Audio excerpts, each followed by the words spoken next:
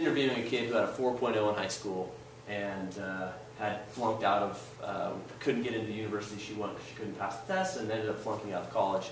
And this kid was just angry. And at that point, I really began to develop a strong belief about exactly the point Shay's speaking to.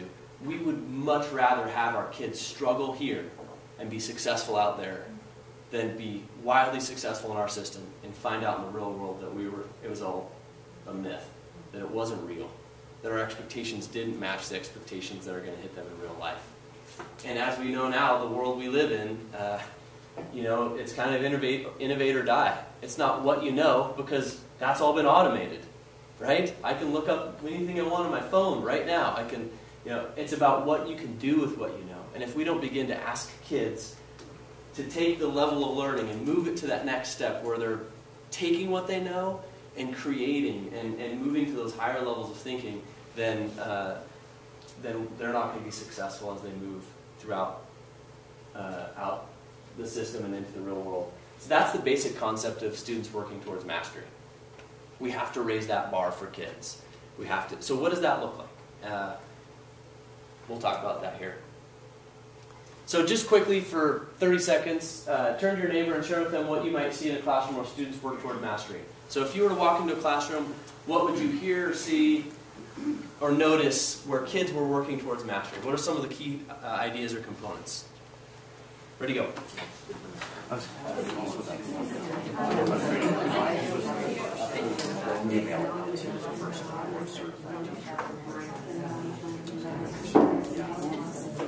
I'll just an animator.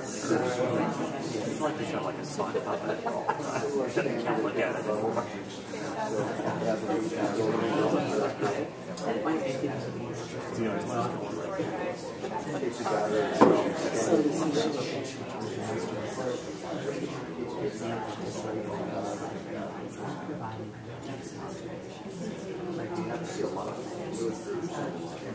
Just sit outside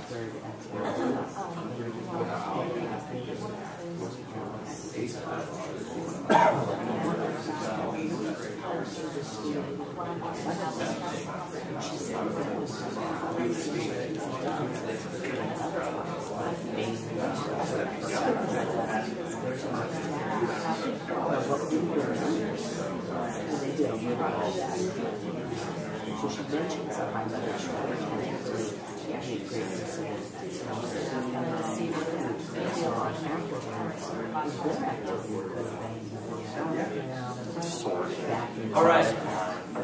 Sounds like we're having some good discussions, but in respect of our somewhat short timeline, even though we extended it, that's a great question to ask, isn't it? Every time I ask someone that question, there's always a ready dialogue. It's a great place to lead from in your buildings, I think. A great question to ask a teacher as you're talking to them about something they did in the classroom or in a mini observation is, what should I hear or see or feel when I walk into a room that lets me know kids are working towards mastery? It's what we all want.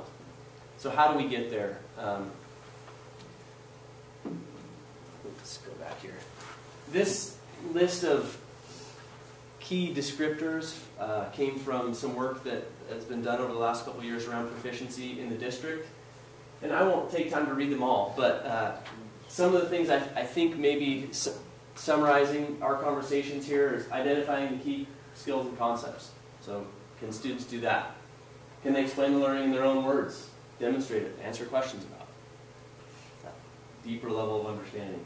Can they use the learning to apply it to a new situation? So I know you guys have seen this work before, but can they understand it well enough to identify what is working and what is not in a related situation? And then can they do something with it? Can they actually, when presented with a new situation, can they take their learning and apply it? Can they make sense of something complex? Can they craft reasonable responses? So the idea is that without proficiency, a kid can know something and not know how to use it. For me, it was math. And we'll see a quick video clip of this in a second, but it speaks to my learning that I was the guy who was smart enough to be able to know how a textbook worked.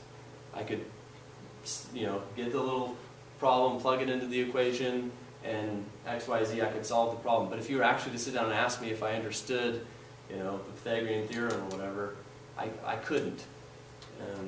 I remember in college I had to line the soccer field and there was no lines. It was all just grass. I had to make a square corner. And I'm like, I think I learned about this in high school, but I don't know how it works. I got an A in the class, but I couldn't figure out how to create a square corner to start. And I knew I needed that, or else my whole soccer field that I was going to line for the game was going to be all crooked, and it wouldn't have been a good thing. So when I actually had to perform what I knew, I didn't. I've had just 2 quick conversations over the last week that have really kind of enlightened my understanding about where we are and help me to understand rigor and helping kids work towards mastery. 2 conversations with teachers in the district. One conversation was with a teacher who, when we were talking about proficiency, said, well, we just need to promote kids into the next grade level. That will increase rigor for that kid. And I thought about it for a second, back to teaching it at the high school, and I think this applies to middle school and maybe even elementary as well. But we assume that rigor increases, that levels of mastery increase as kids progress throughout our system. But I would challenge you to think that they possibly don't. Think about, for example, well, for me, I think about when I taught freshman English. Was that class the level of mastery and rigor higher or lower than that 12th grade English class? I would argue that not really. That most of my freshmen who performed well in that class could probably take a 12th grade English class and do about the same. Actually, it might even be a little bit lower as kids progress through the high school system in a lot of ways. Because I started to think about, well, what if I took, a stack of 6th grade English papers and a stack of 7th grade English papers and I just mixed them all together? Would I be able to pull out clearly, based on performance, based on level of mastery of concepts and skills, okay, without knowing which kids were in which grade, okay, this would be the 7th grade stack and this would be the 6th grade, because it's very clear that the levels of outcomes are really different as kids move throughout the system. So I had to challenge her about that. And I think that what we want to do is be able to create that in our system, where increasingly kids are expected their output to be more masterful as they grow in our system. The challenge I've always thought of and we've talked about as a district is, what if we just asked kids to master one standard? I mean, what if they really did it? How fundamentally different our system would be. And that's the idea of that focused instruction on those priority standards. That we're not asking kids to master the world, but if they can master these key concepts and skills, it would change outcomes for them as they move throughout the system. Which I think is a key one. The other conversation I had was in a math curriculum alignment conversation with 6-12 teachers.